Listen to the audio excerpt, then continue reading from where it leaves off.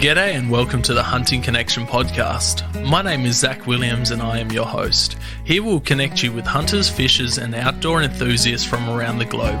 This podcast will share hunting and fishing stories including past experiences and tackle the tough hunting stereotypes our community faces.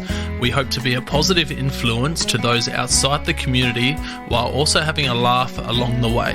Hope you enjoy the podcast.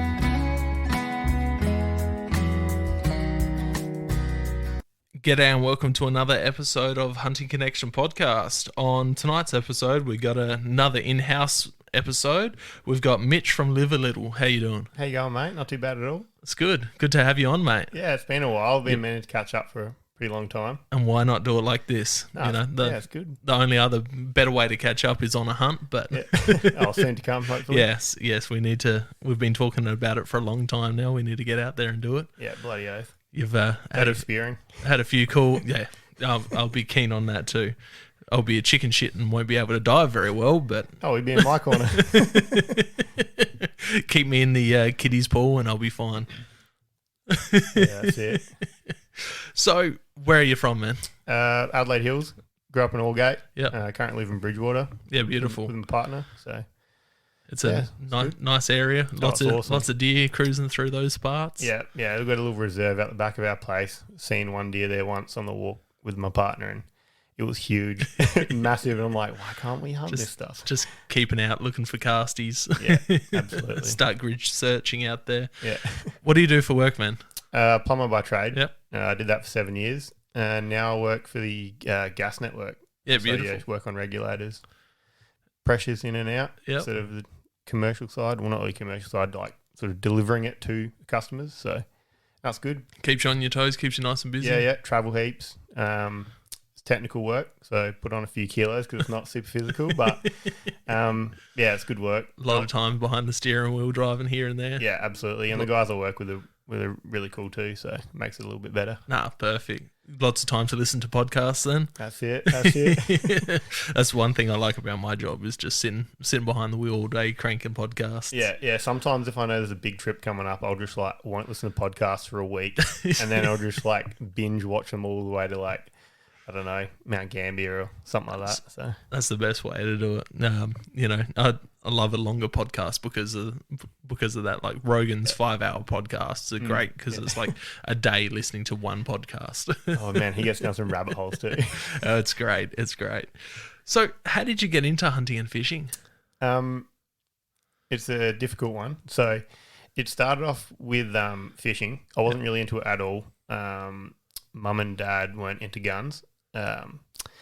But one of my mates, shout out to Ryan, he took me out fishing, and then every question from then on was, can we eat it? Can we eat it? Can we eat it? Can we eat it? So was that saltwater or fresh? Saltwater. Yeah. He's an absolute guru. He actually owns a charter now. Beautiful. If he can't get you on fish, no one can. Anyway, so I took that for granted. He took us on heaps of fish, and then I don't know, I kind of just watched a few videos, and I was like, I want to get into spearfishing. So once I did that, I didn't really pick up any other fishing rods. I just bought a bunch of gear and dove into that and got into that pretty hard. And then how long ago was this? Sorry. So I got into it. I'm relatively new, so I got into it in I think about 2019 spearfishing. And bought all the gear. Got stuck into that. Met a few blokes. Liam, who you had on. Yep. Todd. They've helped me heaps, not even heaps, they've just, everything I know is from those guys. That's awesome. Pushed my limits and all that. And then I moved out of home and got my gun license. And then it kind of snowballed from there. I got a block of land up the hill. Mate James, shout out to James. I've been shooting on there for ages, but never really took any of the meat. Just, kids going around sort of shooting as we were growing up. And then I was like, no, I really want to get into this. Now I've got my own sort of house and, I got I can have a meat stock. I was like, no, I really want to get into this. So spearfishing sort of progressed and my hunting sort of progressed. And I've only been hunting for a few years now, but once again, jumped into that hard. So now I've got, good supply of fish, good supply of, red meat and not looking back. So the journey of spearfishing had that kick off. You went fishing with rod and reel. Yeah, and yeah. Then... So rod and reel, and we caught huge, like some massive fish, and I was like, yeah, that's pretty good. But I never really had a drive to do that on my own. It was always just like, oh, I don't want to put in, I can't put in that much effort because I didn't have a boat, and I kind of like doing it with mates. And then I got into spearfishing, and went down to one of the meetings that Golf Skin Divers had, and I was like, this is pretty cool, and went out spearing with Liam, and he thought I was experienced. Didn't know I'd never been out, and we ended up swimming like 3.5 Ks around some headland, and I was just like literally almost crying. I'm like, I'm gonna die. So then I'm like, I've never dove before, and he's like, what? What do you mean? So like, yeah, we're pretty far in this like intense dive, and he's like, all right, let's go back. So we went back and had a bit of a laugh, but from then on, I was just like, I want to do this pretty hard. So I got into it and started doing it on my own. Started learning skills, got better as a diver, and shot some pretty good fish now. That's awesome. Yeah. So what's been some of your highlights from spearing so far? Well, first of all, the community is really good. So in that aspect, the community is awesome. Everyone gets around you. Everyone's happy to share tips and tricks. If you're a keen diver, people will take you out. It's really good. Some of the KI trips have been pretty good.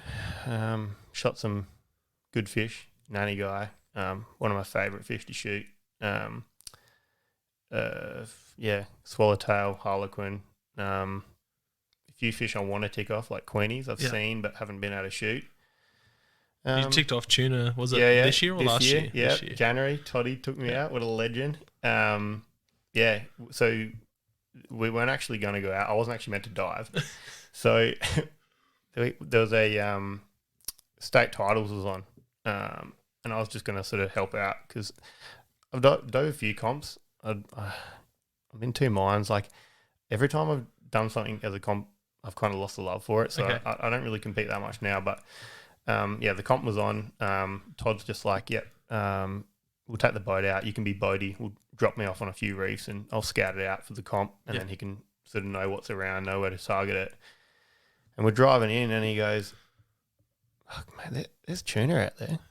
Like there's proper like 15 schools of tuna. I'm like, no, you shitting me. He goes, nah, dead set. There's tuna. It was a glass off. You could see like heaps of tuna. So he goes, we pull up and he goes, get your wetsuit on. Like we're not scouting. We're going for tuna. So I'm like, yep, bang, slap the wetsuit on, jumped on the boat, punched out. He's just like, yep, we'll get about halfway. Jump in, get all the bubbles out your suit because that'll spook him. Then we'll punch it, jump in. And it was just like, yep, no worries. Like, let's do it. So he punches out and he does his little tactic. It's way over my head. Like I tried and I spooked about 20 schools. He was spewing, but he drops me off. I jump in. He's pointing to the school. I'm swimming towards him. And then it's just like bang, like walls of like literally from the surface to the floor in 15 meters of water, like hundreds and hundreds and hundreds of tuna. So I swam towards one, shot and missed. Like this spear didn't even reach it. It just went down. I'm like, oh shit. Jump back on the boat. Second school, put me in, bang, hit a fish. And I was just screaming like, get in, we got a fish. I got a tuna. The float's getting towed around. Then he jumps in with my gun that I made without my load assist. So he spent about 2 minutes trying to load my gun. And I'm yelling at him like, give me the gun. I need a second shot, because this thing's just like pulling line. So, yeah. So was that the biggest fish you've taken?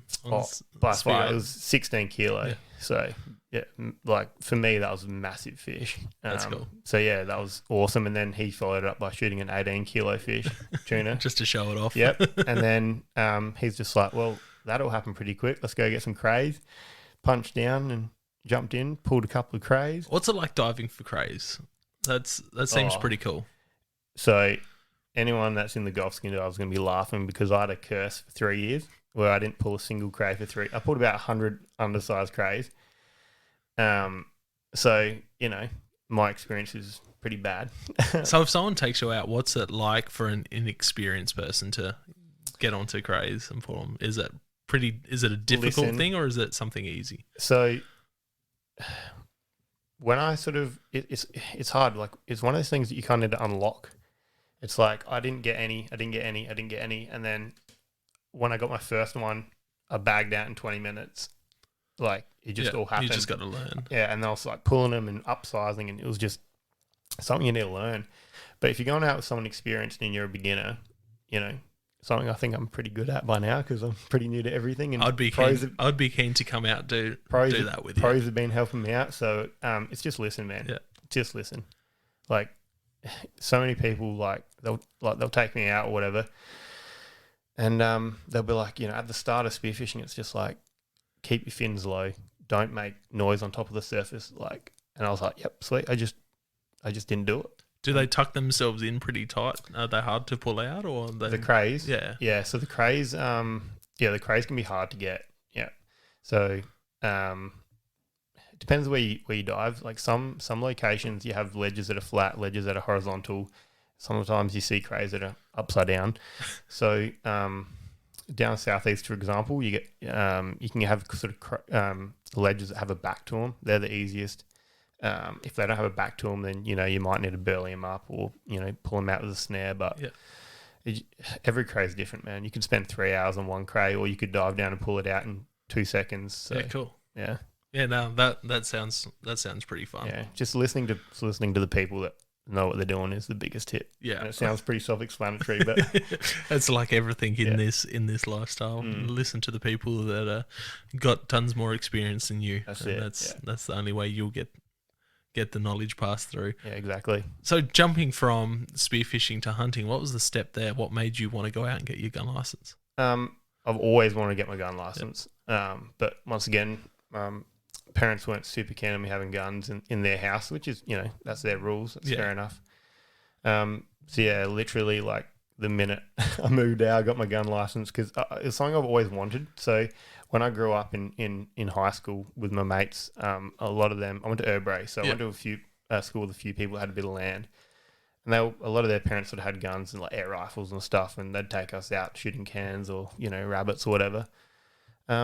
So I don't know, something I was always just like, no, I want to get my gun license. I don't really know why. I don't know why I had a drive to sort of go hunting, but I kind of just did. So yeah, got my gun license and jumped into deer hunting. And what was your first rifle? 270. Yep. Beautiful. Power 1500, 270. Shout out to Cody. Yeah. Dude, it's a good round, man. Like, still got it? Yeah, still got it. I was, got a flogging up north when went out recently, but it's still good. I found it hard to find some ammo I liked. Okay. I got a mate, Ben, he's got a exact same gun and it shoots real cheap ammo, awesome. Yeah. Whereas I went through like 10 different types of ammo. See, I run PPU in my 270 and it shoots so good. I'm envious. I love it.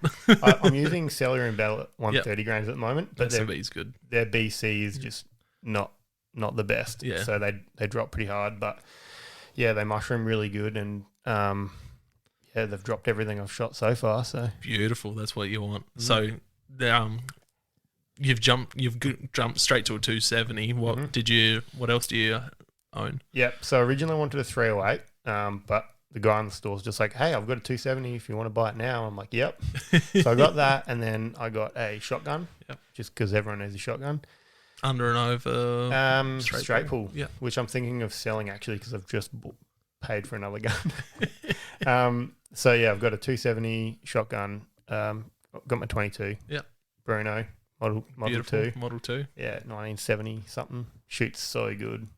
Just the best. Did you buy that or? Yeah, bought that. I wish I got it given to me, but yeah, I bought it, and now I've just got a Browning trombone pump action 22. Cool. They're good little fun guns. So I'll put a red dot on it. So good. Haven't shot anything with it apart from some cams, but that's so good. Yeah. So getting into hunting, what was your bread and butter species? What were you chasing? Was it fallow. Just fallow? Yep. Up around the hills. Before rabbits and hares. Yep. Before I shot. There's two stages. There was when I was sort of younger and I shot some stuff as sort of sort of under 18. Yeah. And then there was kind of like as of a few years ago where I was just like, I want to be a hunter and I want to get meat.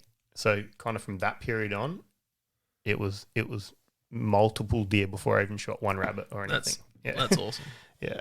And what type of hunting was that? Was that spot and stalk? Was that spotlighting? Because a bit of both. Yeah. I'm just trying to think. I think I'd shot heaps of deer previous to that spotlighting and on the back of a ute, but sort of at that transition where I'm like, nah, I want to be like a hunter and I want to get meat. I think I got it during the day, spot and stalk. Yeah, beautiful. Was it doe, spiker? Doe, yeah. So I tried so long trying to get a buck or something, and I kept shooting spikers and does. And how long ago did you take your first deer's spot and stalk? 2020. Okay. Yep. So or maybe 2020. Relatively recent. Yeah, very recent. You've just dove into it. That's the first year I got when I was like, take the whole lot. Like, I want to be a hunter. Bang, shot that. That's awesome. The whole lot. So yeah. And how'd you go with the butchering and that? Did you watch YouTube videos on how to do that? Yeah, heaps. It was originally it was like the first year I shot. It was like back straps, front legs, just so I can get my head around it. And then it was after that it was like everything, like rib meat, everything. Yeah, beautiful. And then I started once I sort of got somewhat proficient at skinning and gutting and all that.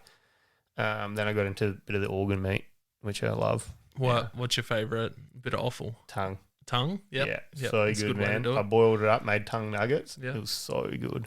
Yeah, we last time I ate tongue was in New Zealand. We had some red deer tongue cooked up and bit of flour on it, salt and pepper, and just shallow fried it in oil. It was so good. Yeah. Such an underrated cut of meat. The heart's good, but I find the flavour of the heart can vary heaps. Yeah. I never find it unpleasant, but it can be stronger. Yeah, if you leave the blood in it for too long, if you don't core it, it can be pretty decent. Yeah, but it's good. Liver can be hit and miss. Bit grainy sometimes. It's a weird texture, but it's nice. Here and there. I've never made a pate with it, but I'm pretty keen to try. Yeah, I've made one and it turned out all right. But it takes a bit of prep work to do it. Yeah. But yeah, other than that, it's not too bad. Yeah, no, sweet. Yeah, it's different. It's unique. Yeah, that's it. But yeah, it took me a while to understand that like I don't need to skin out and gut every deer. It was like I can just cut the quarters off and do it on the ground. I don't have to hang it up, sort of thing. So see, I still like because my first job out of school was an abattoir working on the kill floor. So everything that I worked with was hanging up. And even like my earliest memories of goat hunting with my pop, like would hang the goats up and skin and gut it, hanging up most of the time. It just makes it so much easier. Yeah, I felt like I had two left shoes on when I did the first one on the ground. I'm like, that bone's not meant to be there. Like taking the legs off and trying to navigate the H bone when I'm lying down. It's just like I couldn't put my head around it. Yeah, it's a difficult one to, if you're used to it one way, it's difficult the other way. But definitely. I just like how you use gravity to your advantage when you've got something hanging up. Like I've always got a hook and gambrel and rope in my pack, so I can, so clean too. Yeah. There's a couple of times, there's three of us out in the field. One person's tying the rope off, and then two people are holding the deer up as high as they can. Yeah, I just threw my winch over. I got a winch in my car, throw that over a branch and winch it up. Yeah, if I can get the car there, I use the bull bar, just chuck it on, tie it to the bull bar and just reverse. But if you're out there, it can be a pain in the ass. Fallow's not too bad, two of you, but anything red size is just it's way too hard. So, running through your gear a bit, your main hunting rifle is the 270. Yep, I've recently got I've got a Bagara 300 as well. Yep, and I've been really trying to persist with it, but man, I've got a flinch. I'm really struggling. Like I've got good groups, like inch and a half inch groups, but my 270 is like half inch. Yeah. So I'm always just like, I'll take 270. And I've taken the 300 out for deer hunting a little bit, and the two deer I've shot with it are yearlings. Poor little fellas. Yeah, that was like my dilemma going to Snake Island was, do I take the 300 or take the 270? And took the 270. Yeah. I'm just like, I don't want to cape and quarter the deer with one shot. Yeah. I got a Tikka Wideland coming on the way, 308. So I'm hoping that's kind of going to be my 270 replacement, maybe. I don't want to replace your 270. I don't want to replace it, but it's getting old. No, a few listeners here are kicking themselves, and Cody's already making memes about 270 users. It's the fact it's blued and it's used hard, I don't want to take it out in the rain. Yeah. So the 308's full Cerakoted, stainless steel Cerakoted, like everything on it's just weatherproof. Yeah, I've got the stainless REM 700 270, and having a chat to people about Cerakoting and listening to a podcast on Cerakoting the other day, I'm just like, maybe that's an option for the future. I'll get it. Yeah, for sure. Get it Cerakoted. See what that's like, because I got the Tika Strata in there in the 300, and that's just so good. I love the finish on that compared to the stainless finish. Yeah, my mate's one of the guys I went and hunted the rut with this year's got a Strata, and he tried for 6 or 7 years with his 7mm rem mag, never got a deer. First trip he went out with his Strata, he shot deer. Every trip since, he's seen or shot deer. We think there's lucerne or something stuffed in the barrel because this thing is a good luck charm. That's awesome. That's what sold me on Tika. They're good guns. Lots of people have them in the 300s. My good mate Luke, he just got rid of his rough tech in the 300, but Ilias has got the stainless wooden stock in 300. Hainesy's got his Alpine in the 300. Yep. But yeah, just awesome guns, and they look so good. They do look so good. Yeah, for sure. So yeah, running that. What about backpacks? What are you running that? I've got. What have I got? Hunter's Element. No, Bushbuck. Yeah, I've got a Bushbuck 80 litre. Yeah, beautiful. And I've got a Hunter's Element. I think it's like a 40, maybe a 40 litre. It's kind of like my day pack. Like really good. I rate it. It's got like a little sort of aluminium frame in it. Yeah, cool. Works really good. So you're running that for like an all-day pack, or you're taking the 80 litre out? I haven't taken the 80 litre out yet. Yep. That's my I think I might even do like my 30th where I go like samba hunting, and that's going to be the pack I take with all my bedding and stuff in it. Yeah, beautiful. But yeah, just a little one for now. Does the trick. That's awesome. What about knives and that? What are you running that way? I've got about 1,000 knives. So I've got some like Buffalo River ones, which I got them at the start just to sort of have them. Yeah. But I actually listened to, I think it was one of your podcasts about the F-Dick knives. Yep. So I've got a couple of F-Dicks. I've got like the ball tipped one. Yeah. So good, man. I love it. Actually gave it away to a guy because he was like in the middle of nowhere, and he was sort of showing me how to skin up a camel, and I'm like, dude, take this, man. Yeah, I can buy one anytime. So I gave it to him, and he was frothing. And then I've got like Victorinox. But I found I got a Havilon replaceable blade. Yeah. And I was kind of like told to buy it. And I was like, I'll use it. And dude, it's so good. Like the whole rut, man, we were skinning and like quartering up deer with that entirely. The replaceable blade knives are so good. Very, very good. My Gerber is sitting on top of a hill in New Zealand as we speak. I kind of got down off the hill after shooting my tar. I'm like, where's my knife? I'm like checking my bino harness. I'm like, God damn it. If I was a knife and I was going to get lost, that's the place I'd want to get lost. Yeah, so I've told Jürgen to when he gets back from the States to hike up there and go find it for me. Yeah, shit. That's heaps cool. It's probably under a foot of snow right now or more. Oh no, I love those replaceable blades. They're really, really good. Yeah, I've gone to a few shops here in Adelaide looking for them. I just can't find. So I'm gonna have to settle to buy online to replace that bugger. Yeah, I got mine from Fishers. Yeah. Avalon. Yeah. I like the Gerber. I like the handle just a little bit better than the Havilons, but that's just me personally. What about camo? What are you running camo wise? Hunter's Element. Yeah. For no particular reason. Just I think their marketing was good at the time, so I went out and bought their stuff, and you know what it's like. I bought a few of the cheap things, and then I wanted to upgrade it, and I'm like, oh, well, I can't change camo. Yeah, you don't want to mismatch camo. You can't. That's a sin. So I've gone Hunter's Element everything.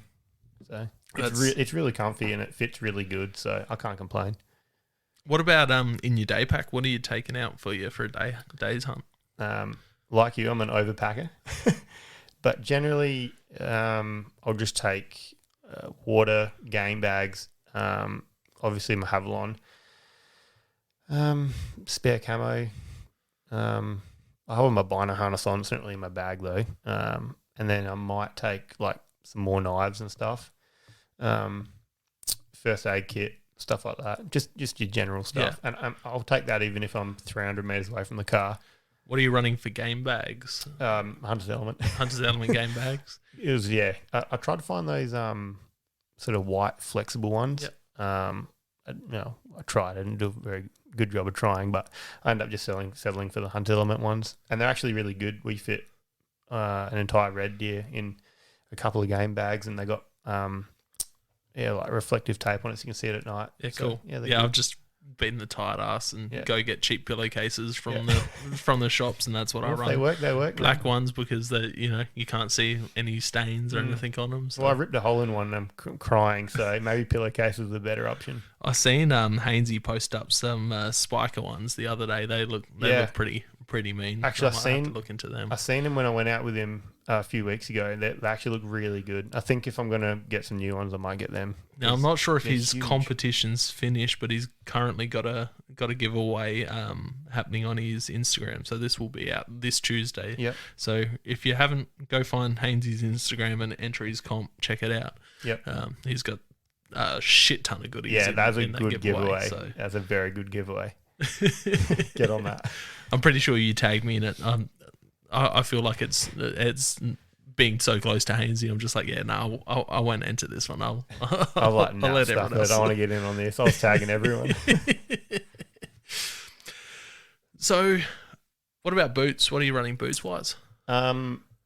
My steel caps were good for a long time. Yuck. I know, but I wear them every day, so I didn't ever get blisters. But I just got a set of Scarpas, and dude, good.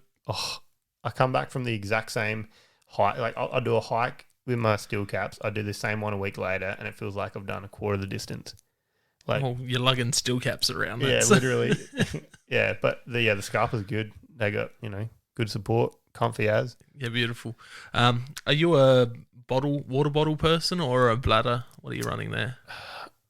I run a bladder, but if I didn't have the bladder, I'd go water bottle. Yeah. I'm not sort of sold on either way. It's kind of just what I had lying around. So I run a 3-litre bladder. Yeah, cool. Bino harness, what brand are you running there? Spiker. Yeah. Spiker bino harness, because I had a Vortex one. Came with my binoculars. And my mate Dylan had one, and it's got a rain cover on it. And I'm like, yep, I need that. So then a week later, I got one of them.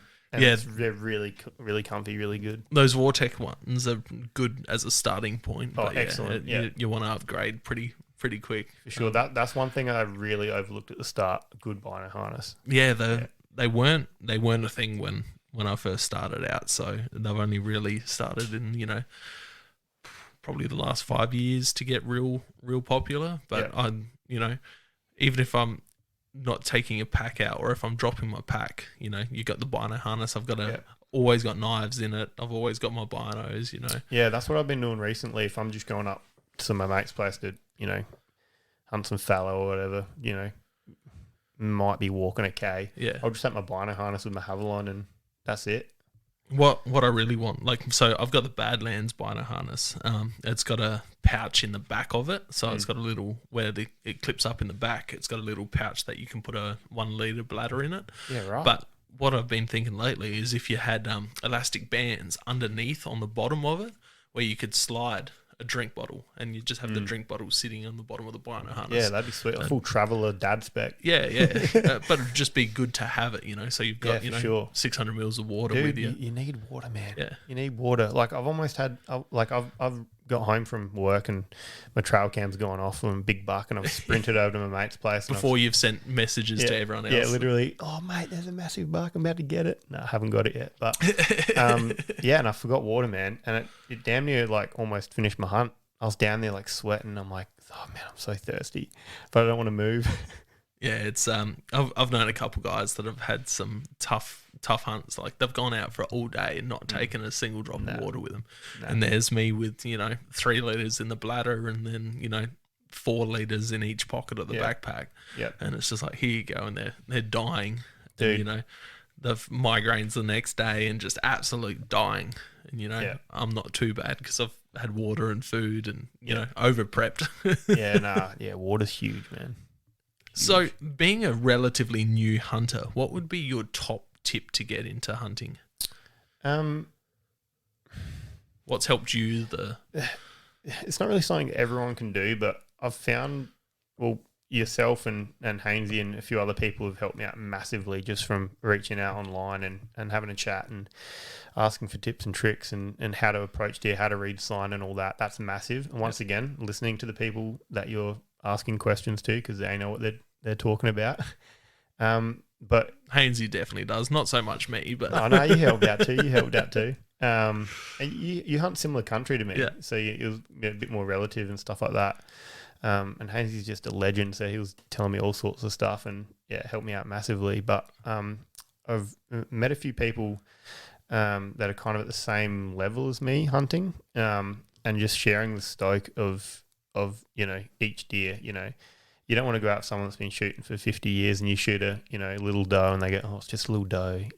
Having that excitement of like, yeah, we got a deer is massive for keeping into the sport. So if you can find people like-minded that are kind of around the same sort of experience as you, is huge, massive. And Victoria public land. That blew my mind when I found that out. Get on that. As far as I'm concerned, if you live in Adelaide and you're like, oh, I never get access, go to Vic. Get your GMA, download More to Explore, get out to Vic. Because how did you go navigating GMA and finding land out there? So was it relatively easy for yourself? Getting the license was very easy. Yeah, that's very easy. If anyone's thinking about it, don't be sort of put off by the applying sort of aspect of things. It's very easy. It takes 15 minutes, 20 minutes. Getting access was the hardest part. So that's when I got onto More to Explore. I think I can't remember who told me about it, but I downloaded that and then you can sort of scroll at the top and it says hunt. You click that and pretty much everything that's purple you can hunt, but I have come across a few places where there'll be like a little triangle and it'll say agricultural lease caution. Okay. Make sure you read that. I've only had it on like one or two places I wanted to hunt. So yeah, More to Explore, get on that and just go hunt. Yeah. Just get out there. Have you found the places? Because, from what I've heard, from different people, they go to places and it's just absolutely nothing. Like it's a huntable patch of land, but there's nothing there. It says that there's these species of deer, but there's just... that's very generic. So like you could click on like a desert in the middle of nowhere and it'll be like Samba. And you'd be like, you can hunt Samba there, just doesn't mean that they're there. I was lucky enough, so my mate Dylan, he'd hunted Victoria a fair bit. Shout out to Dylan. So he was kind of just like, hey, you want to go for a hunt in Vic? And I kind of went with him and he sort of showed me a few of his spots, which is really good. But that kind of just opened up the whole Victorian hunting thing for me. So I was like, oh shit, I can just go out. Getting out of a car from South Australia and loading a gun and walking into a forest, it feels very foreign. Yeah, so just having someone that had done that before take me out just sort of helped out a lot. I've since been back there and sort of found a couple new spots, heaps of traffic, but I mean, you're not going to find deer if you're sitting at home, are you? You just kind of got to go out there, and if you don't see any sign, move on. Yeah, no, that's great advice for sure. It's surreal having that much land over there. Yeah. How far are you traveling over the border? Not to give your spot away, but well, this GPS mark. So it varies, because I mean the border from my house is 2.5, 3 hours away. So I mean you're right in good country from if you head down to sort of Mount Gambier, you're in good country. But I've travelled in a fair way. I think I travelled in, I don't know, 5 to 7 hours and everywhere in between. And this one rut we went on, I mean, we shot fallow, red and Samba. So yeah, there's plenty of deer out there. Beautiful. Yeah. I'm looking at doing another Samba trip next year. Go find maybe this time next year, maybe a little earlier. But yeah, definitely keen to go check out some more land over there. I've only hunted out East Gippsland Way. That's my only sambar up Yep. on the wall there. Yeah, okay. Just a little guy. Yep. But yeah, they're just such a big body, as you would have found out Yeah. being on the hunt with your friends this Yep. year. Yeah. Because there's a big red, that Big nice red. public land red. Yeah. Yeah. We had 8 days to hunt. I shot my first buck. Well, I shot the only buck I've ever shot, and my first buck of the trip on day 1. That's awesome. And I was like, shit, we got 7 more days. This will be good. And then, we went out and Dylan's brother shot a, samba, little samba doe, which was awesome eating. And then the last day, I can get into the trip in detail if you want. Yeah, go on. So, like I said, buck on day 1, just sitting out in a field, glassing. It was 750 metres of clearing, and have my binos up, and I'm looking and looking and looking. Sun's gone down. My mate Ben was next to me, and I'm like just scanning to the right, and bang, buck. I'm like, shit, there's a buck there. Get my rangefinder out, 150 metres away, no worries. It's walking to my left, but there's ferns in the way, so I only see its head and neck, and I'm like, oh, when it walks out past the ferns, I'll squeeze off and I'll shoot it. Walks out, turns straight towards us, and I'm like, oh, I can't take a front-on shot. 150, 100, 90, 80. I'm like, shit, this thing's going to walk in front of us. Got to about 70 metres and started tapering off, and I squeezed off and shot it, and obviously had no idea where we were, so it ran straight towards us, piled up about, I think it was like 9 metres away, right in front of us. So that was pretty wild, and high-fiving and hugging and all that, all the rest of it. Pretty much, like my first buck. And then my mate Ben ended up having to go back, and it was just me, Dylan, and his brother, Tyson. And we went out to a few spots and didn't really see anything on the next spot, and drove more inland, saw a good sign. That's when Tyson shot the samba, so that was pretty cool. And then we went, and we were like, oh, let's just, pull up this hill, random, in the middle of nowhere, pull up this hill, roll out swags, and just wake up in the morning, and we'll see how we go.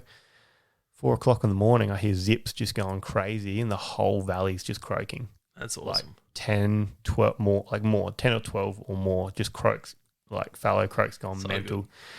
So we had to wait till shooting light. So we're all just sitting around having coffees, like, oh man, this is gonna be game plan, like frothing. I sort of head off with my head torch and stalk up. I was about 50 metres away from a croaking buck, like going mental, but I couldn't see, it was so thick. And then I just hear a big gunshot in the distance, and I'm like, everyone's texting each other, who's that? And Tyson's just like, dude, I shot a buck and there's 15 does looking at me. Like, it was just mental. This whole valley was just lit up. And then 20 minutes after that, bang, Dylan shot a buck, and it was crazy. So That's so good. meet up with them. So by that stage, we had 4 deer. And we meet up and just frothing. This is the such best. a good trip. That was like the trip was made then, and then that night I shot a yearling fallow. Had a real nice skin, and the freeze was relatively full, so I didn't want to take too much, and that was cool because I walked within 20 meters, just filming them on Snapchat, sending it to my mates, and they were just like, shoot it, and I just kept sending them photos and stuff. So that was pretty good. And then it was time to head back, and we're like, oh, do we stay here, or do we push onto new ground? And we're like, oh, well, we'll push onto new ground. We might as well try and get a red. So sent it back, and it was going to be more of like a sit around the campfire, have a few beers, just have a wicked time, just talk about how good the rut was. And I woke up at 2 a.m, and there was reds just screaming. That's so good. So I could not sleep after that. And then the minute I heard any one of them turn over, I'm like, dude, there's reds. I heard reds. Same thing, like get up, game plan, head out, and like the reds, like it was just, anyone who hasn't heard reds roar, it is the most insane noise. It's like cross between a cow and a lion. Yeah. It pierces the skin. So Dylan heads off one direction, me and Tyson head off. We're going to split up sort of further on. Spook a few deer, which we were a little bit annoyed about, but the reds are still roaring. So he heads off in one direction, I head up this little trail. And I remember one of them saying, like, if the red's roaring, just fucking run at it. Just run at it, because he's not going to be roaring forever. So I just gun in front of me, pushing through the thickest bush you could ever imagine. I pushed maybe 3Ks. I got to this dry creek. It was the only sort of opening I had. And I was like, I never called a red before, but I'll start now. I just started roaring. I must have sounded like an idiot. But anyway, this thing started replying to me. That's awesome. I'm thinking about podcasts, of elk, like cut them off and then, this and doe calls, and I'm just like throwing random stuff out there. Anyway, this thing I just hear this getting closer and closer, and I'm like, fuck, I'm going to have to shoot this thing in self-defense. So it runs in from about 400 meters away, like full bore, to the point I could start to hear it breathing, and I'm like, shit, like the clearing I have is maybe 10 meters. I'm like, this thing's just going to bust through and kill me. So I'm shaking like a leaf, got around in the chamber, safety's on. It stops about 1.5 meters into the thick stuff, and I just see antler tips. And I can hear my heartbeat. And anyway, this thing lets out, I see its antlers just tilt back in this massive roar, and I'm like, oh, shit, like, do I roar or do I do a doe call? Like, what do I do to get this thing to step out? So I let out a little sort of, a little roar, like, not massive roar, but just a little one. And instead of it running straight out into the clearing, it ran to my left, and it caught wind and ran off. Oh, no. And I see this thing about 300 meters away just flexing up this hill, and I was like, no, head was buried in my hands. And then, then about 15 minutes after that, I hear a bang, and one of the other boys had got one, so the search was on. And we shot fallow, sambar, and reds all in one trip. That's just so insane. First rut of my life. And you definitely got a great experience there. Oh, if you're not hooked before that, you're definitely hooked after. And after those 3 species, what was your favourite to eat? I actually don't think I've had any of the red, because we shot the red on the day we were meant to get home. Oh no! So that was Dylan. So he took most of that. I've had the mince, and the mint, you can't really tell the difference between the mince, but we cooked up fallow, buck, tenderloin, and sambar tenderloin over the campfire. It was very, very hard to tell the difference, but I think the sambar doe yearling was pretty bloody good. Yeah, it's got a very mild flavour compared to fallow. And it was something different as well, so I think I was leaning towards it because it was something I wasn't familiar with. So yeah, exactly. So after a big hunt like that, learning lots of new stuff, covering lots of different ground, what would be your top 5 items for a beginner? That's a hard one. Binos, definitely. What you mentioned, you got Vortex before. Yep. What are you running there? I think I got 10 by 42 or 8 by 42. I can't remember. Diamondbacks. Yeah, just the Diamondbacks. Yeah, and dude, they're so good for the price. Like for a beginner, like they're one of those things where you can get them as a beginner, and you're probably not going to want to upgrade for quite a while. And yeah, I haven't had any issues with them. They're really clear, really good. I've got glasses, so they might not be best to everyone else, but they seem good to me. How do you go hunting with glasses on? Are you wearing contacts when you're going out there, or? I'm not. I have issues a lot with fogging. I haven't really been doing it long enough to sort of dabble in anything else. I'm a little bit worried about contacts because I don't know. I have like dirty hands and stuff. I don't know. It might be completely sort of, overreacting, but I haven't really tried. I kind of just deal with it as I go. How do you go with a face buff on when you've got it up, up to your nose? Can't do it. If I've walked at all, if my heart rate's over 80, I'm sweating and it's fogging up. Like it's not happening. So I kind of just deal with it. My eyesight's not super bad. If there was a deer that popped up and it was really giving me dramas, I'd throw my glasses on the ground and I'd make it work. Yeah. But yeah, it's definitely something I got to consider. Like whenever I'm walking, if my glasses are fogging up, I sort of put them to the end of my nose, and I'm thinking, all right, if one pops out here, I'll do this, and the contacts would probably be the smarter idea. Yeah, it's something I haven't really had to think of too much. You know, I've had sunglasses on, especially when I was in New Zealand. Yeah, I was rocking a pair of sunnies because just the glare off of the the snow was Yeah. just brutal. But Yeah. yeah, other than that, Yeah, it makes glassing hard. You got to like wind those little eye reliefs all the way in and smush your glasses against your face. But that would be such a weird experience. For after sure. a couple 100 hours, you get used to it. You'd be used to it, but I couldn't imagine it. Yeah, so Bino's one. Does your weapon count? Yeah. Yeah, good weapon. Definitely a 270. You know, best cartridge ever made. Yeah, I don't know. A gun that's fit for the purpose doesn't have to be expensive. Doesn't have to be super duper cheap. It's just something that you're comfortable with, that you've put time in, that you've sighted it in. You've used multiple rounds of ammo, because if you can't just buy a gun, put ammo in it, and it's going to be good. Generally, you have to sort of play around a little bit. So just a gun that you're very comfortable with. Like I said, I've got a Hauer 1500 with a Vortex scope. I think all up, it's like $1,400, and that's shot 99% of my deer, and it's out to 200 meters. So yeah, beautiful. A gun that you're comfortable with. Camo for the mental game. So I don't know. I like camo. I like having clothes that they're there to get dirty. Yeah. So you're not worried about kneeling down, worrying about crawling.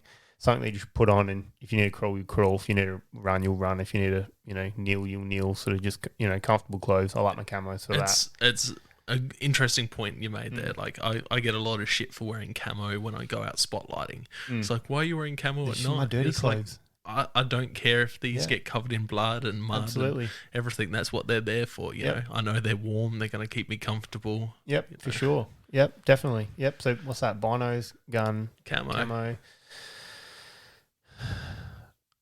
A good hunting buddy. Yeah, you got to have a good hunting buddy. That's a great answer. If you're gonna go out on like a multi-day hunt, you got to have a good hunting buddy. Yeah. If you're going to go out for just, night after work, you don't need a, but I still like having a hunting buddy.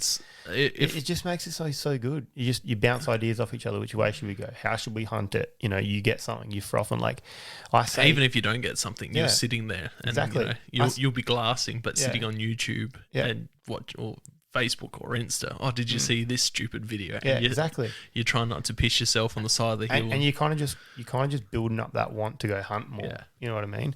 And like I say, we shot fallow, salmon, red. Like I shot the fallow buck, the other boys did as well. But then Tyson shot the sambar and Dylan shot the red. But it was like we got them. You know what I mean? It's like it's kind of feels like more of a joint thing. So yeah, hunting buddies. Yeah, huge. No, that's probably one of my favorite answers for that question so far is just the friends you make. Like even if you don't lifelong, if you know someone fairly well, you go out hunting with them. The connection that you build while you're out hunting is just you can't explain it. You don't build it any other way, and it'd be the same with spearfishing and that. Yeah. Spearfishing. Oh, man, you throw sharks in the mix and you got mates for life. Dead set. You got mates for life. So, but yeah, so that's that. What's that for? And then a backpack. Yeah, definitely just for carrying your stuff. Like I have a full blown snake bite kit.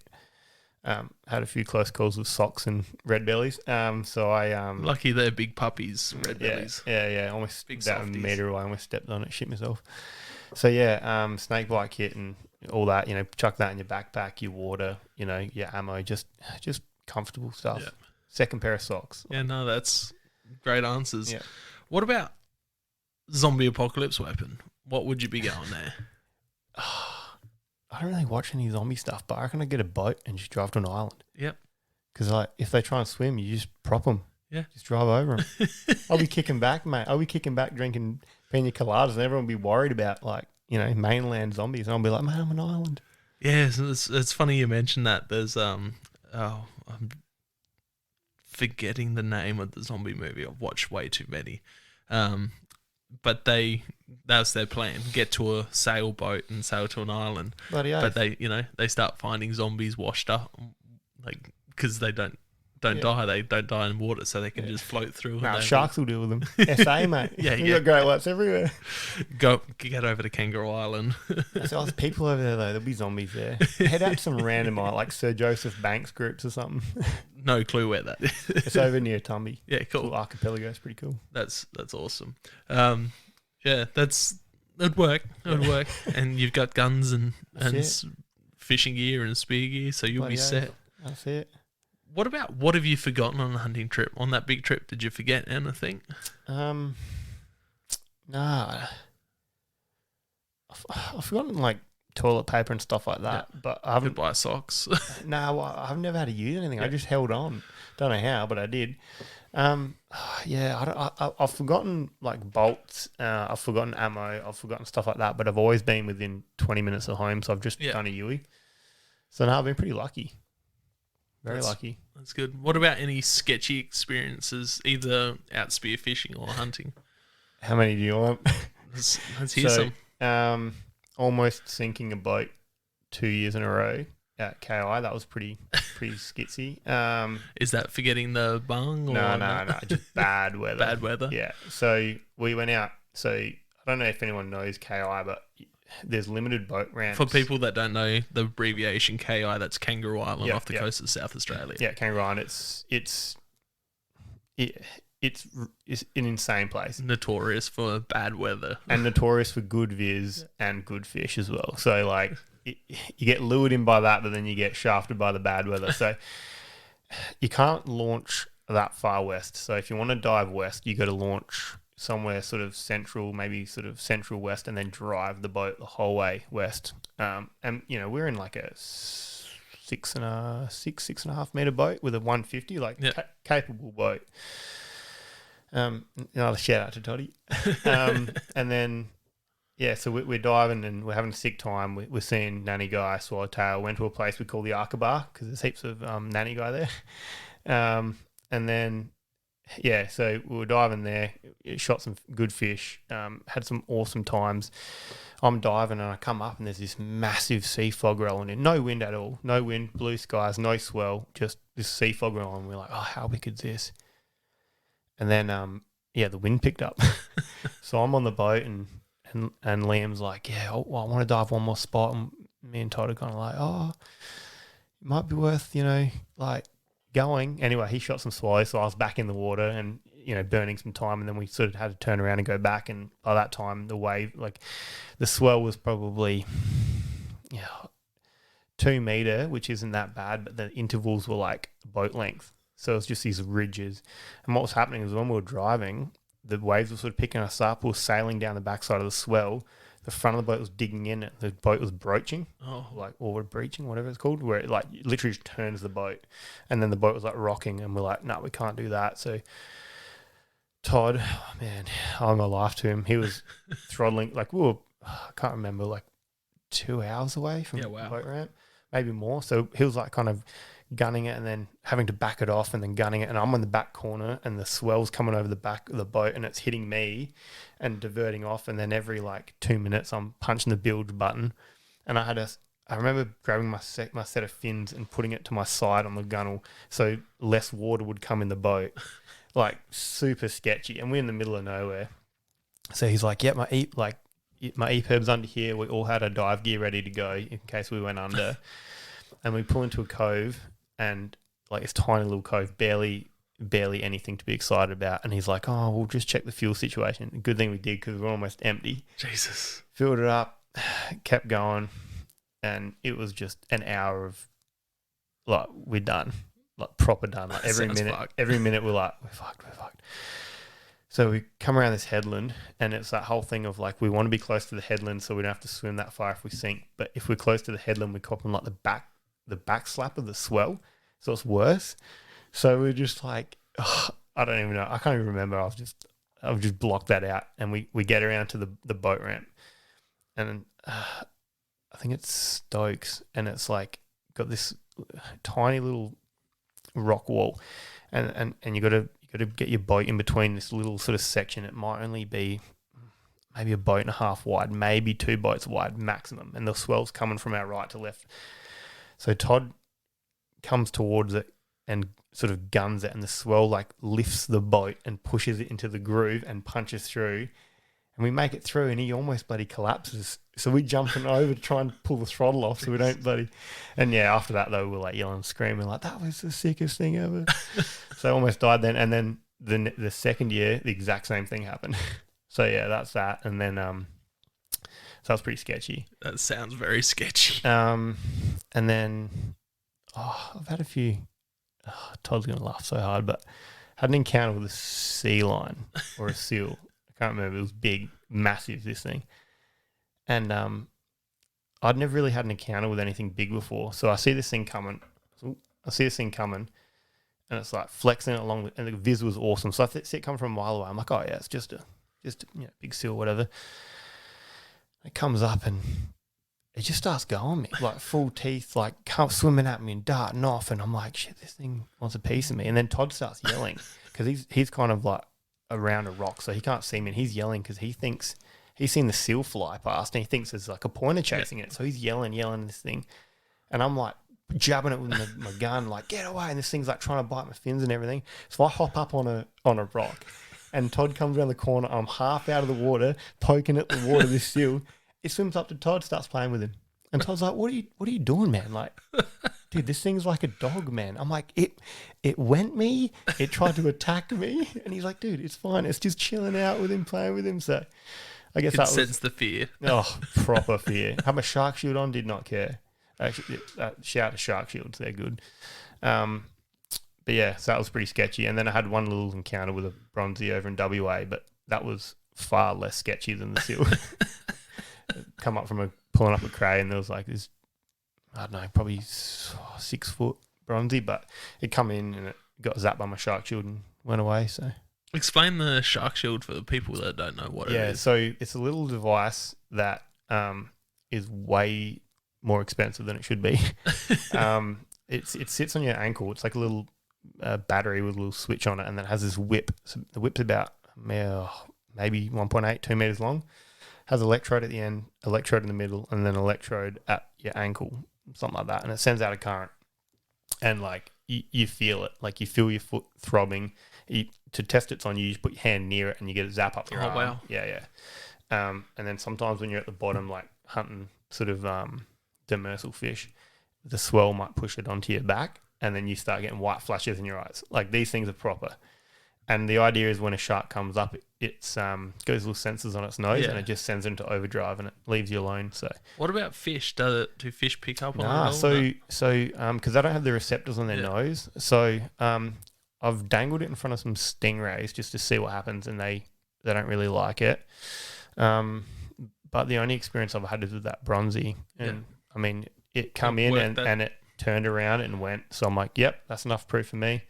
Yeah, that's trippy. The sharks, like you said earlier before we started the podcast, they just it's on my mind 24/7. It's not a peaceful dive. Yeah, I've got, like I said to you, I've been spearfishing once, and that was the only thing that was in my mind. Mm-hmm. You know, I mean, I always say 99%, but now probably about 80% of my fish are like 1.5 meters or less. Yeah, like I love that shallow water stuff. South Australia's so good, man. You can just stay shallow. You can get your squid, your whiting, your flathead, mullet, like your salmon, like everything super duper shallow. So that's cool. If you want to get into it, I'd recommend just staying shallow and work on form more than anything. Yeah, I'm definitely going to have to get out with you and a couple of the other guys. Yeah, I mean, between all of us, we'll have plenty of gear for you to test out. Yeah. I'll make an ass of myself, that's for sure. But I'm keen to. That's where it's at, mate. That's where it's at. Just keep your fins low, and you're sweet. Yeah. I'll like see a shadow, it'll be a cloud, and I'll be like coming up freaking out. Shark. Yeah. Or you have a dive buddy that's just like next to you, and he dives, and then his fin hits you in the head, and you just about die. You turn, you see this big bodied thing, and you're like, I'm dead. I'd be done for the day. I'd be sitting on the beach just drinking. It's definitely the fear of sharks has definitely pulled me out of the water more times than not. But do you have a way to like get the fear out of your head at all? Or? Yeah, like I said, it's something I proper deal with. The experiences, man, just they do it. They get the sharks out of your head anyway, man. Like, you jump in the water, you could be in 10 to 15 meters of water, and yep, there's nanny guy, and there's whatever. You're not thinking about sharks. Yeah. The clarity, it could be super duper calm, glassy, but if there's any haze in the water, bang, sharks. They're on your mind. But yeah, it's just pushing through that because you got to think about the odds. Like the odds are so low. The odds are so low that it's just not even. You've got to put it on the back of your mind. Yeah. And the fish tastes that good. Yeah. And the experiences are amazing. And your mates, going out with your mates and getting a feed is just, it's unmatched. I bet. So for everyone else, the seal thing would have been pretty funny. Not so much for you. No. What would be the funniest thing that's happened to you out, whether it's hunting or spearfishing? Or do you reckon the seal tops it, even though everyone's laughing at you for it? I can probably think of so many things that are just funny, but yeah, I don't know. That's pretty funny. Like seals, sort of, yeah. Yeah, I don't know. Nothing really funny. No, it's all good. I mean, there's heaps of funny stuff on the boats, you know. Oh, bro humor and shit. Yeah, like almost reefing boat. Oh, actually, I smashed my boat. My dad had a tinny. And he let me borrow it, and it was the sickest day. The water was awesome. Once again, Todd was with me. There's a bit of a trend going on here.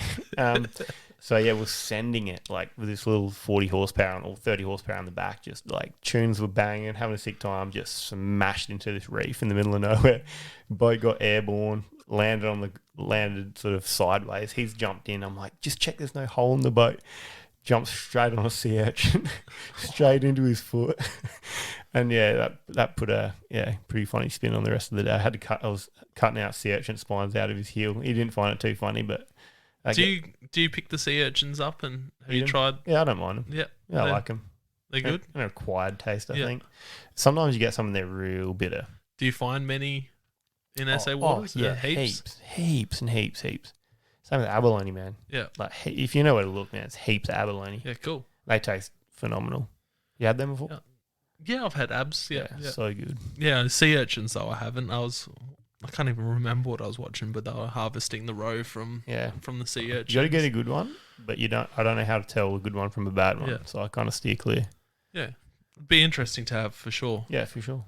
What about top 5 dream animals? Well, because you spearfish and hunt, let's do top 5 animals and top 5 fish to go spear. That whole shark thing just puts a thing on. Like, I'm like, oh yeah, I'd love to go out and shoot a marlin, but oh fuck, they're sharks.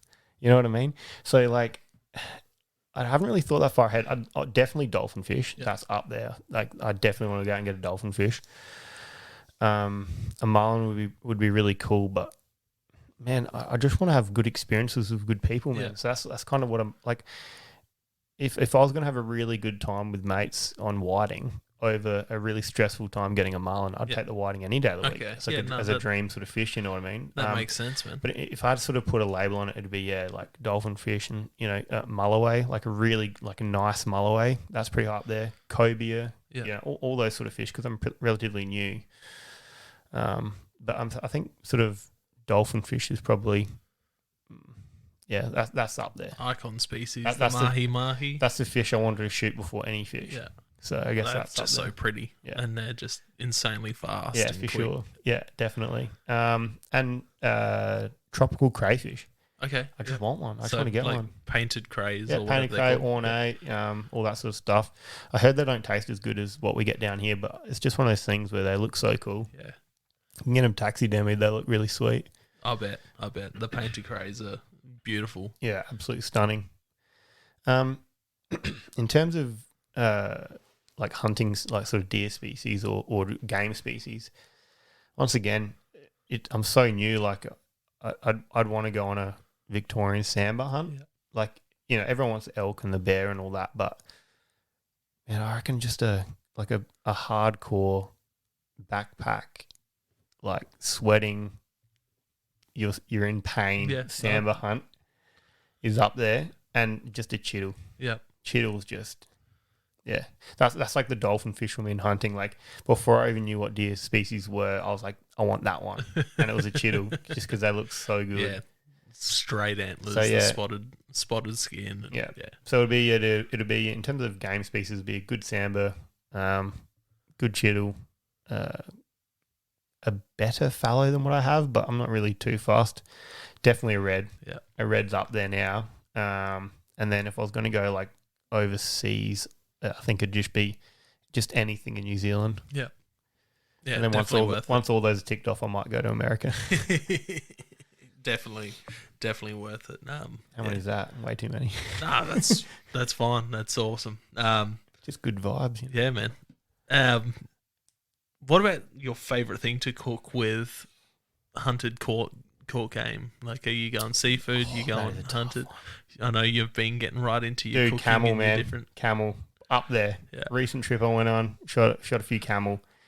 It is the best meat I have ever eaten insane. In my life. It's like, it's so good. Yeah.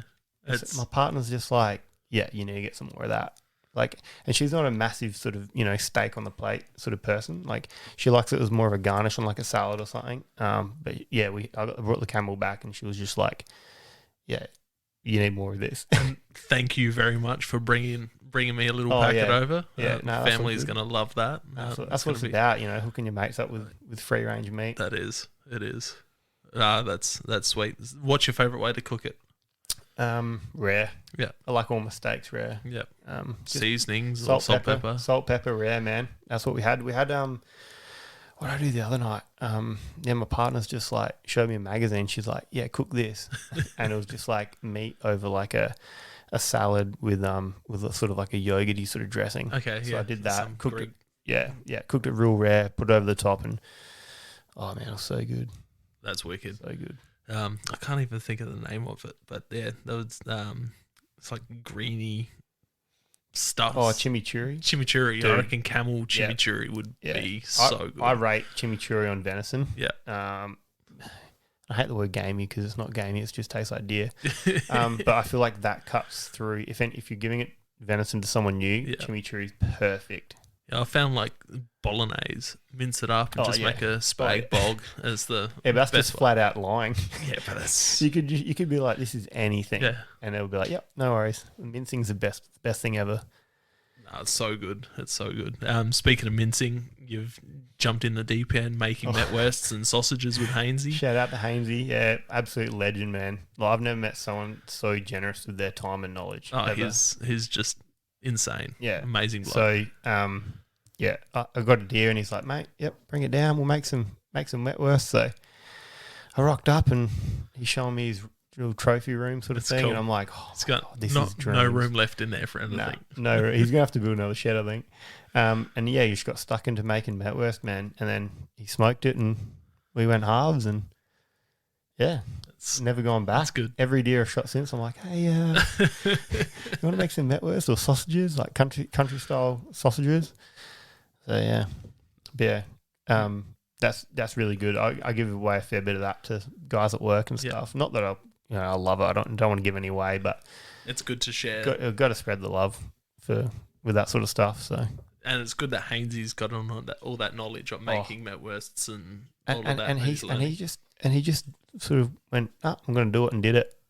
And look at him, like he's the dude you take your meat to get made out of metwurst. Yeah, everyone does it. Everyone picks his brains, whether it's for hunting or for processing. Yep. So yeah, he's just a wealth of knowledge, and for sure, lucky to have him as a mate. Yeah, for sure, man. And like, we've been sort of chatting about potential sort of red deer opportunities and all that, and yeah, I mean that's a dream hunt in itself, just having the stoke of him. You're gonna head back to that Victorian spot next rut to try and get out there, or I definitely want to, and I don't think I'll be able to not to go there, but I would definitely like to hit up some new spots. Yeah, just go see as much new ground as I can.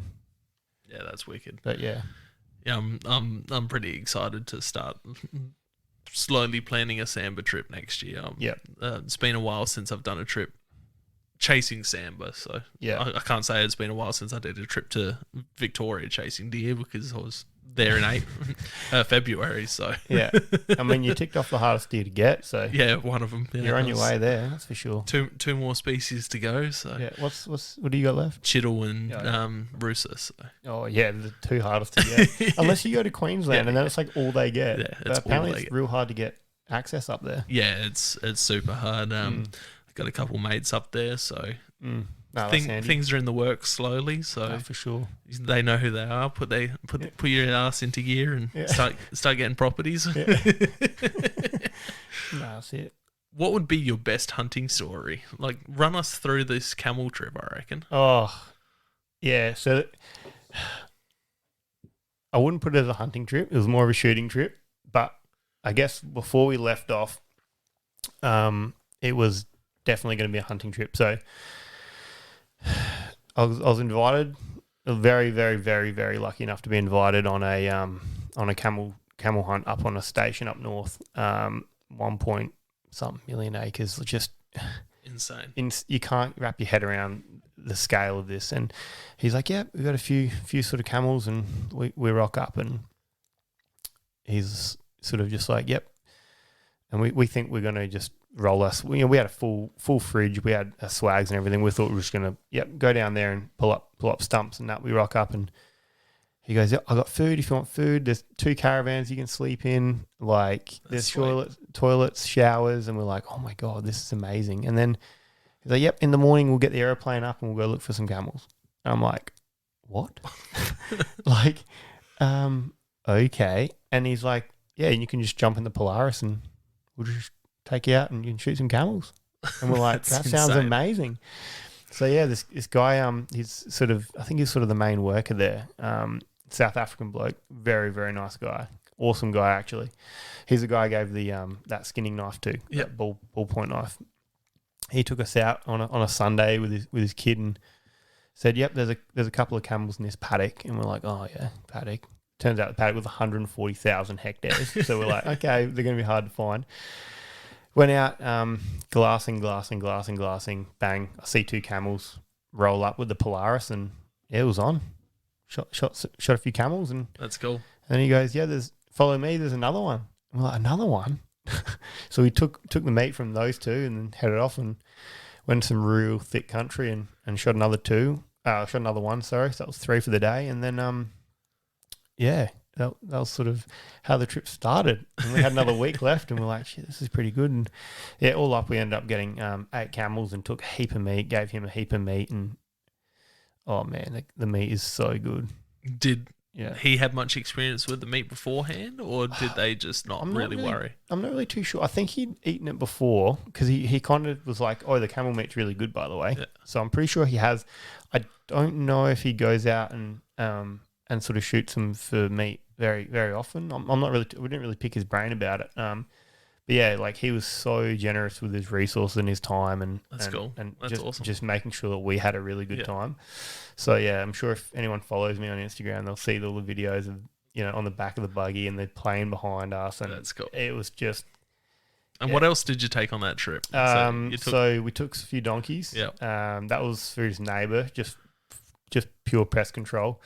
But I mean, we were 5.5 hours away from any refrigeration, so I definitely wanted to take some donkey because I was very keen to see how it tried. But we had a ute, and that was kind of it. No esky, no nothing. So we're like, I don't want the meat to spoil because that would kind of ruin our experience. So I think next year, if we go up, we'll try and get some donkey meat. And then wild dog as well. Yeah, beautiful. Middle of nowhere, this thing it was running along the flats, and Dylan dropped that. So that's cool. Yeah. Yep. So you ticked off 2 new species on there. Which would be pretty frothing to get. We kind of had this idea of like the Outback Grand Slam.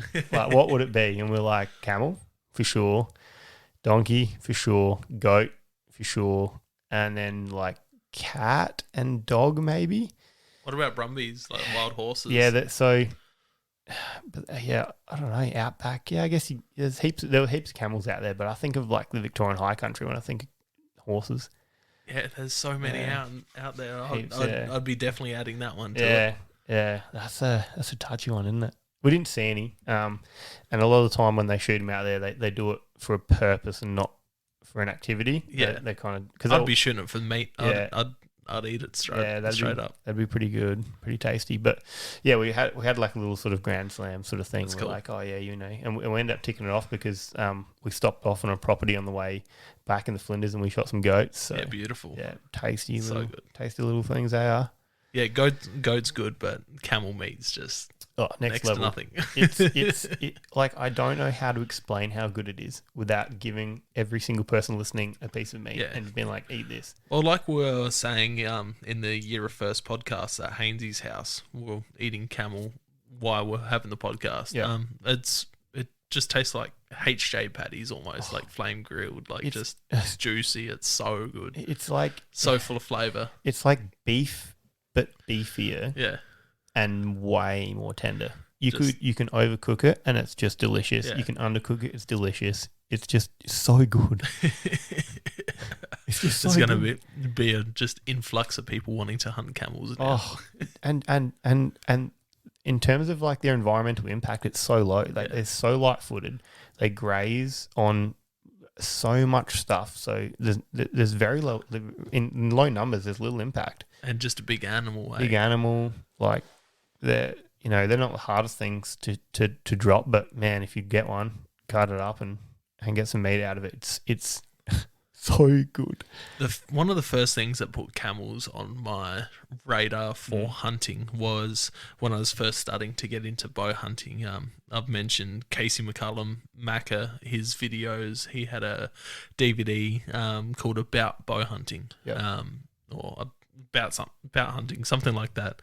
And they were sitting on a dam, and there probably 100, 200 camels come rolling into this dam, and the dust settles like you can't see. It's just racket. They shoot a couple of camels each, and it's just insane. So that was the first time camel was put on my radar for hunting. They're very, very tough.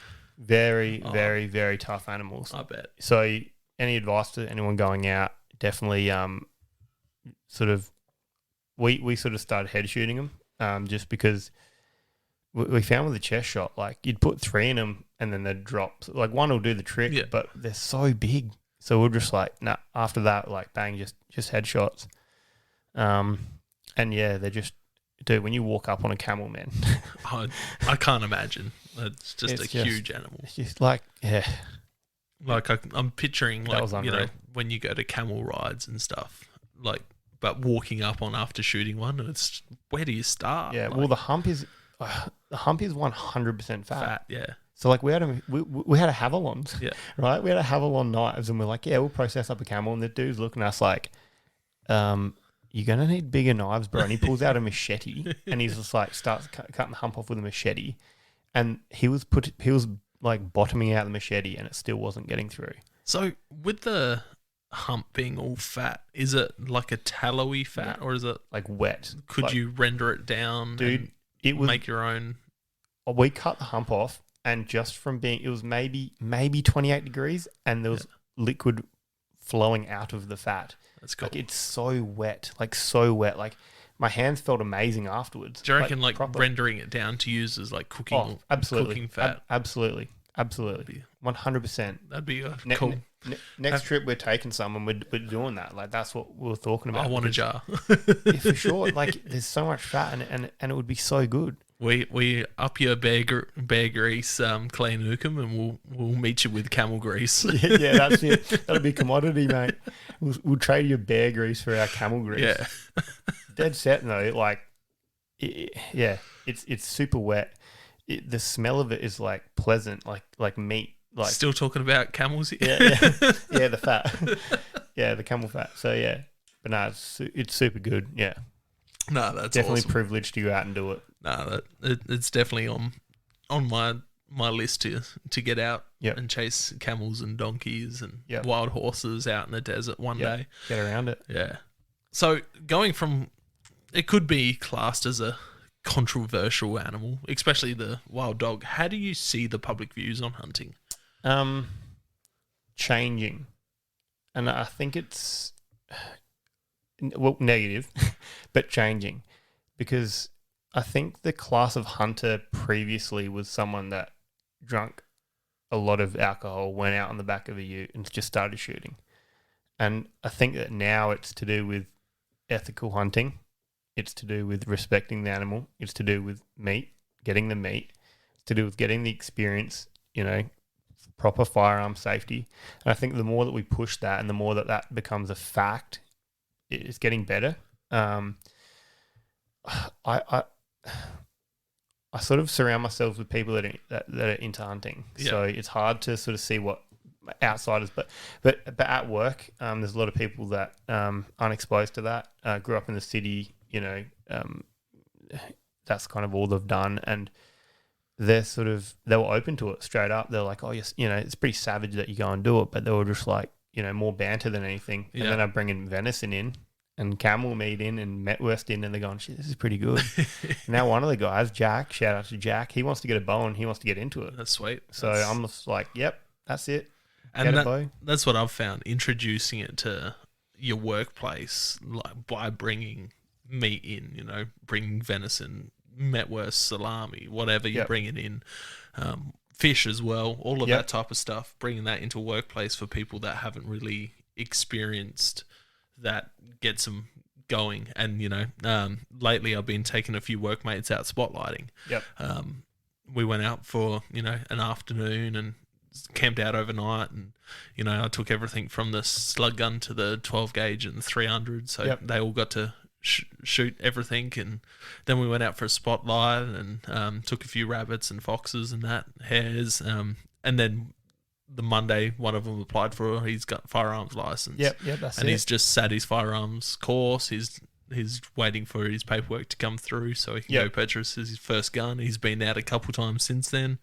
One of the other guys is slowly putting his application together for his firearms license, and then more people are wanting to get into it, watching those guys get it. So for sure. And that's the thing, like guns aren't scary, guns aren't dangerous. Like, go out with people. If someone's telling you to go out hunting and they're a dickhead, don't go out with them. You know what I mean? Go out with someone that's safe, that knows what they're doing, that enjoys it sort of as a passion more than anything else, and you're gonna love it. Like, shooting's great. Like, it's a great sport. You get meat out of it. Yeah, I know. Like, you pull the trigger on a deer and there's what, $2,000 worth of meat? Yeah, like $1,000 worth of meat. Like, it's healthy activity, and you're getting good quality meat, like free range meat.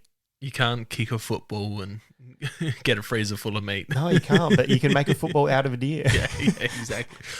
That would be cool. I want to see you make because I don't like AFL. I want to see you make a rugby ball out of venison. Yeah, probably tear. You need like a fallow. You need like a red deer neck or something. Camel. Make a camel hide rugby ball. Hump ball. That would be sick. Only to be used on Wednesdays. Oh, just be in the podcast room. How would you change the public views on hunting and hunters? Just education. Yeah. Education, and just going out there and just showing them what you're about, showing them that you're passionate, showing them that it's healthy, showing them that it's sustainable, like all those things. With education, how could we educate people with this whole duck stuff going down in Vic and South Australia, and the bow stuff happening in South Australia? So I'm not too versed on the duck thing. That's something I want to get into. But the bow thing is just completely ludicrous. Like, it doesn't make any, like, I don't even know where to start. Like, how do you stop that from happening when you don't know where it's stemming from? Yeah. It's coming from nowhere. It's not coming from nowhere. It's coming from groups like RSPCA and Animal I know Rights. it's coming from those people. But it's like, I have a very strong sort of border where hunting, there's hunting and there's shooting. Yeah. So I'll say, like, the deer I go out and hunt is hunting. If I'm spotlighting, it's shooting. There's a distinction, right? Same with the camels, shooting. When you go out with bows for foxes and rabbits spotlighting, are you I'm shooting. Shooting, or it's not hunting. You know what I mean? So then, coming back to that whole bow thing, you've got hunters, and you've got sort of people that go out and buy a $2 bow. Yeah, you know what I mean? Like, there's a line in the middle. You got people that are going out and they're going to a store and they're buying a $50 bow, and they're shooting cats in the neighborhood, and you've got people that shoot 20, 30, 40 arrows a day with broadheads, like that and you can still shoot cats, right? But you know about your shot placement, you know about your arrow, you know about your gear, you're putting time in. Like, those are the people you should be doing studies on, not the people that are just going out and shooting everything. You know what I mean? Yeah, exactly. Mistakes do happen, and that's shots do happen, as everyone's seen on the ABC thing. But that's hunting as well. Yeah. That's shooting as well. You know what I mean? Like, it's a hard thing to get the education out there, because those types of people that are against it won't want to listen. There's those people on the border that you're giving meat to at work, and they're going home and telling their friends and family and sharing it with their friends and family. Yeah, for sure. So that's So yeah, and another thing as well, like a lot of these people that are very against hunting, sort of almost in an activist sort of way, man, there's a lot of similarities between them and us. Hey, knowing what's going in your body, sustainable sort of practices, chemical-free foods, knowing what you're eating, like all that stuff is exactly the same. Yeah, I'm trying to get a podcast teed up at the moment. I'm just waiting to hear back from them. They're going through and listening to the podcasts I've done to see if our values meet, if they could do a podcast with me. So I'm so keen. Like I was messaging him so much. I'm just like I've sent you messages. Like, please reply. Like I'm spamming with messages to try and get to them. And they're just like, oh, sorry, because of what we do, we get so many hate messages. I'm just like, come on. I'm liking what you're doing. I really want to break this down for my listeners and that, and for me, because I want to. I mean, apart from pub meals, I've contributed as much to livestock farming as any anti-hunter because I don't buy meat. Yeah, like I shoot all my meat. Yeah, you know what I mean. I can't talk. I still buy a lot. You know, you got family. It's hard with family. It's just me and my partner. Yeah. And if I'm craving beef, I'll just go to the pub. Yeah. But now I've got camel. So what is hunting to you? And I'll put that in with spearfishing as well. Dude, it's a way of life, man. Like it's so hard to explain because like the feeling you get when you get something that you're going to consume, like you shoot some nanny guy, some swallowtail, some whiting. You know, you shoot a deer, you shoot all these things, and it's like it hits something inside of you. Yeah, you know what I mean? Like it's something it's so deep inside of you, and you're like, yeah, this is what it's about. Like you shouldn't get that level of excitement, but you do. You know what I mean? And it's coming from somewhere, and you can't explain it. So, being someone that's so new to hunting and fishing, spearfishing, before you like hit any of these endeavors, did you ever feel like you feel when you take an animal? No. It's like completely different. A sense of accomplishment. And that's why no one... And you know, it's like, you explain to people like, oh, so I kicking a goal at footy? It's like, no, I've done that. It's not like that at all. Like, that's great, and you have a wicked time, and you jump around with your mates, but it's not the same. No. Like, a guy took me out. Shout out to Josh. He's a legend. Not Hainsey. Different Josh. And... he'd never shot a deer before, and he got access to a property, so he was generous enough to take me out. And I said I'd show him a few things, and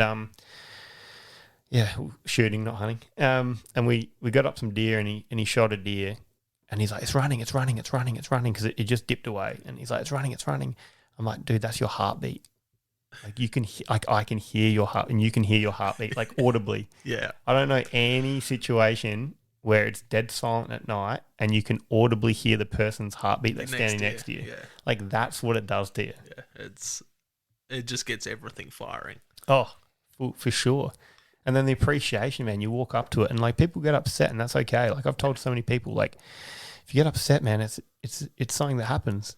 Oh, whether you're someone that gets upset when you walk up on the animal or if you're the person that's jumping and screaming and hugging and high-fiving, like it's the same feeling. It's just different ways of expressing it. It all comes from the same place. Yeah, for sure. And our apprentice, he's dabbling in the idea of hunting, and I've taken him out a few nights and get on it. Yeah, drop everything, get your license, buy a bow, get on it. For sure, 100%. That's what I'm saying. I'm like, just get into it. And he's like, oh, you know, and we sort of had the thermal out, and we were like, yep, there's a fox there. And he's like, oh, I don't know if I want to shoot it. And I'm like, yeah, that's fine, man. Yeah. Like, shoot it when you're ready. And if you shoot it and you get upset, that's fine. Like, it's all good. Like, it's all good, bro. Like, we're out here to have fun, you know, and get into it. And it's the same with the guys from work. You know, one guy's been pretty stoked to I respect that shoot massively. The stuff, and one of the guys, he's just been happy taking everything in, sitting in the back seat. You know, for sure.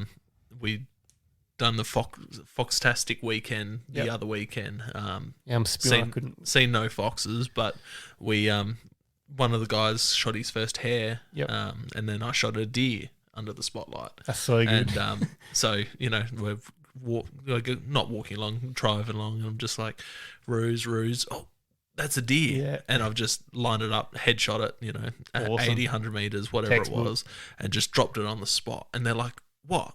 I'm like, I just shot a deer, and they're like, no fucking way, like, what the fuck? Like, that, both of them were in the seat just freaking out, swearing, That's jumping so up good. and down, and we drove up to it, and they're just like, no fucking way that just happened. Like, if we don't get a fox, I don't give a fuck. Like, this is just mind blowing. And you know, we've hung it up, strung it up. I've chucked the guts out of it, scun it. Made the other guy that shot his hair, I made him skin and gut that, showed him how to do it, and you know, his first time ever gutting something, so his it's warm, it smells. We all started there. So we're pissing ourselves laughing.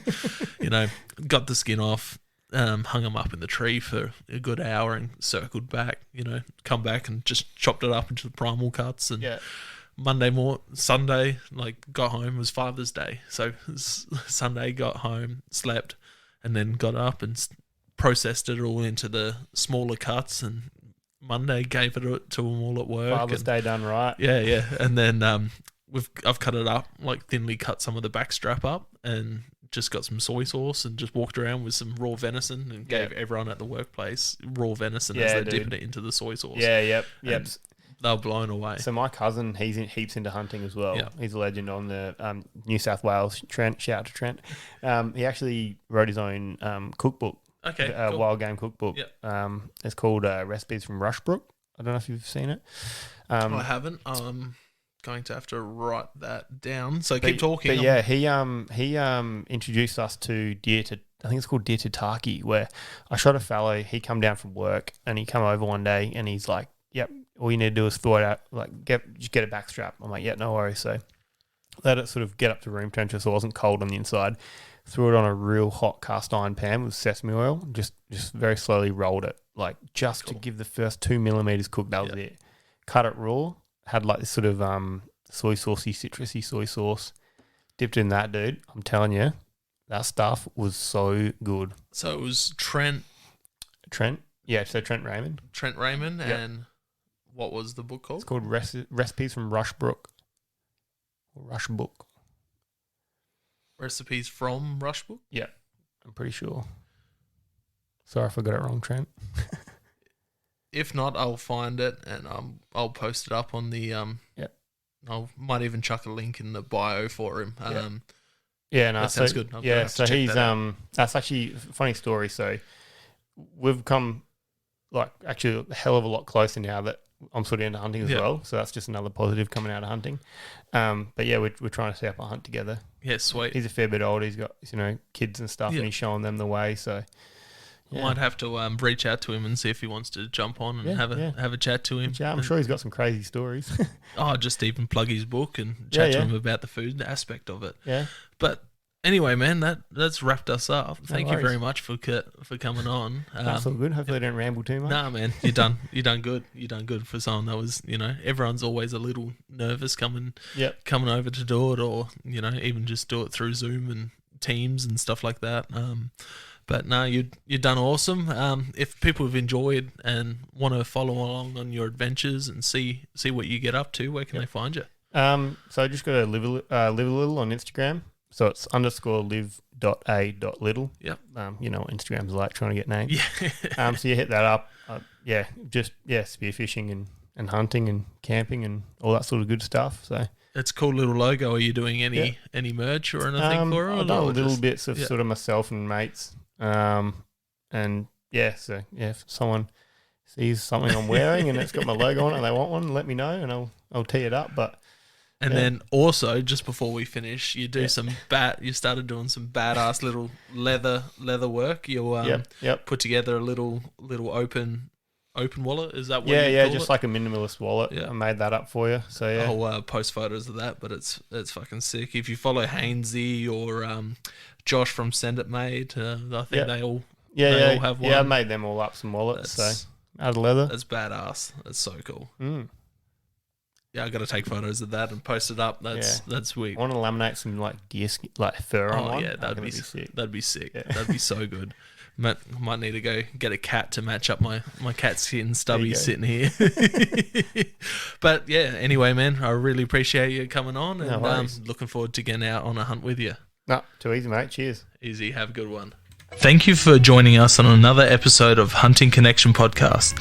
We hope you've enjoyed our discussions and gained valuable insights into the world of hunting, fishing, and the outdoors. To stay connected with us and never miss out on an update, please be sure to follow us on social media, all at Hunting Connection Podcast. We appreciate your support and would love for you to share the podcast with your friends and family. Don't forget to tag us in your hunting photos on social media and let us know about your experiences.